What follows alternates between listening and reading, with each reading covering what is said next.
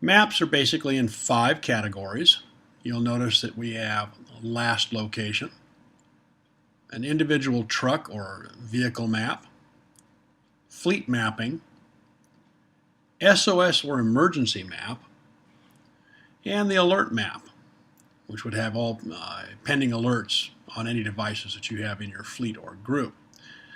Maps in general have many of the same characteristics. We already talked about the calendars and the report generation, so let's just open up the last location map here.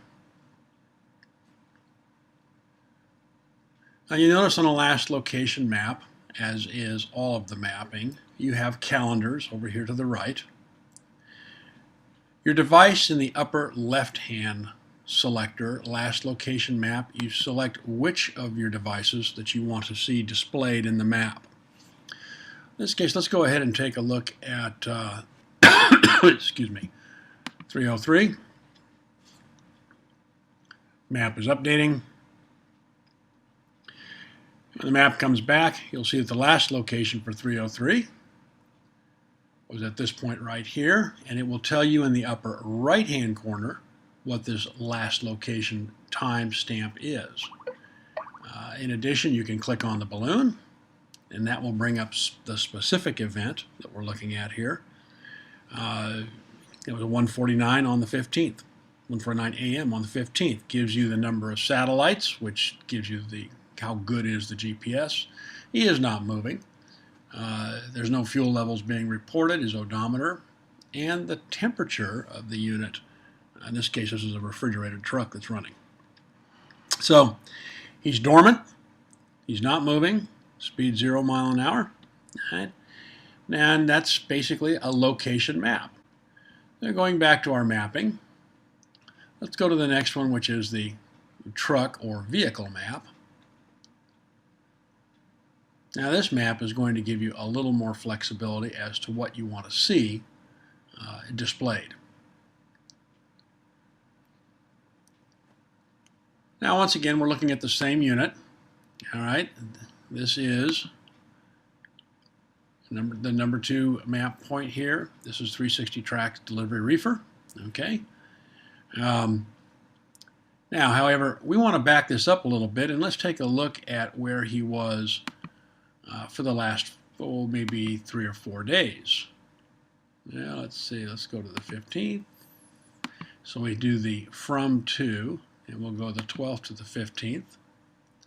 And we shall now update the map.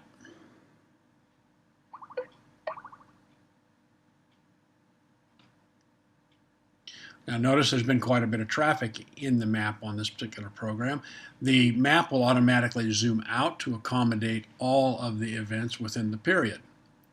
Now, as we drill down here, you go to the Show Location Details.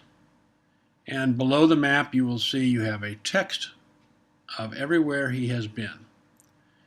Now, in the event you want to know, well, now wait a minute, he was in Waco, Texas. Which event is that?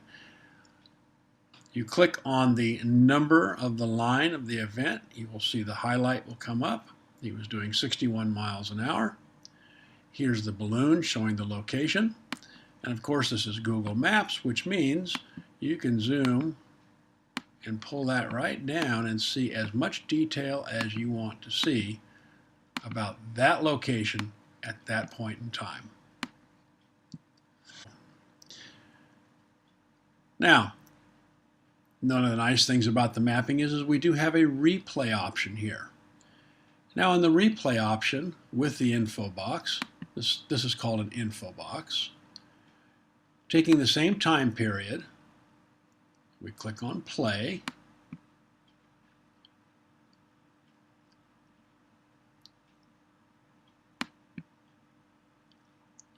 And it will start creating your event trail. These are your breadcrumb trails as your device is moving.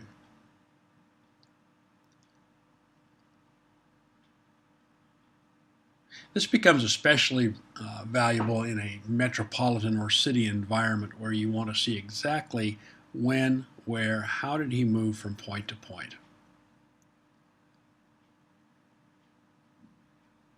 You can drop the info box and just watch the bullet points. Of course, you have to pause it to do that.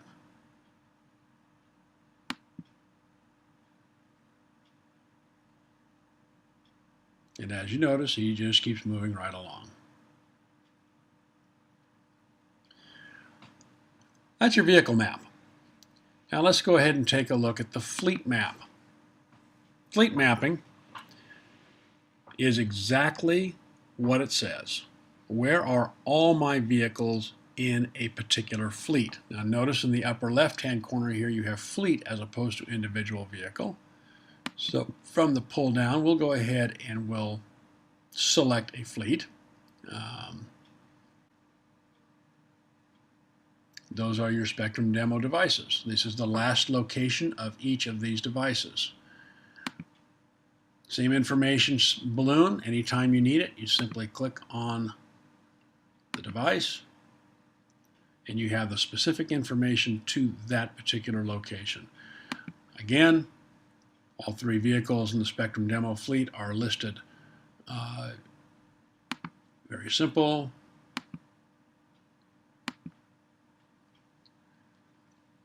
Because this is a last location record, of course, you don't really select time periods. You select a specific time date. I'd like to look at this as of the 10th of the month. So I'm going to go ahead and update the map as of the 10th. You will notice the locations have changed. All of the records here were as of the 10th now, as opposed to the 15th. Very simple mapping. Once you get in and play with it, you're going to be really impressed as to how easy and how flexible it really is. SOS and emergency maps only show vehicles that are demonstrating what we call a 911 or an emergency or panic application. None of our vehicles has that. Consequently, none of our vehicles will show on this map. Again, you choose which vehicle, if any, you want to be scanning for, or just any as a whole. And these are fleets. Remember, this is a fleet map. So if I want to see all of the vehicles, then I just click all. Now I'm looking for SOSs or emergency button pushes on all of the vehicles. The last is the alert map. The alert map is a very specific map, which, unless you have any vehicle alerts pending, is not going to show anything. Vehicle alerts are simply notifications coming from the vehicle that something is not right.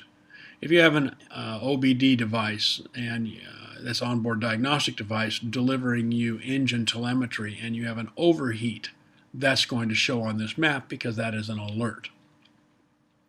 Again, this map is date ranged so that you can look at the alerts for a particular period of time. In this case, we'll go 10th to 15th and see if there was anything. I don't think there was, but we'll take a look. Update the map. And there is nothing displayed. Okay, so, and of course, if there's nothing displayed, there's no location details to display. You also notice that you have an update timer running over here on the right. The update timer is literally every 5 minutes. This map is going to refresh itself so that you can always have this map up. It will continually refresh itself every 5 minutes for any alerts pending on any particular vehicle. Okay, and if I stop the clock, I'm now on the auto, which means we're just looking for a specific time. As I say, mapping is one of these things that you'll just get into. You're just going to have to play with it, see how it works for you, see what is best for your application. Generally, organizations that are performing transportation services pretty much rely on the fleet maps because that's a summary of where everything is and what everything is doing.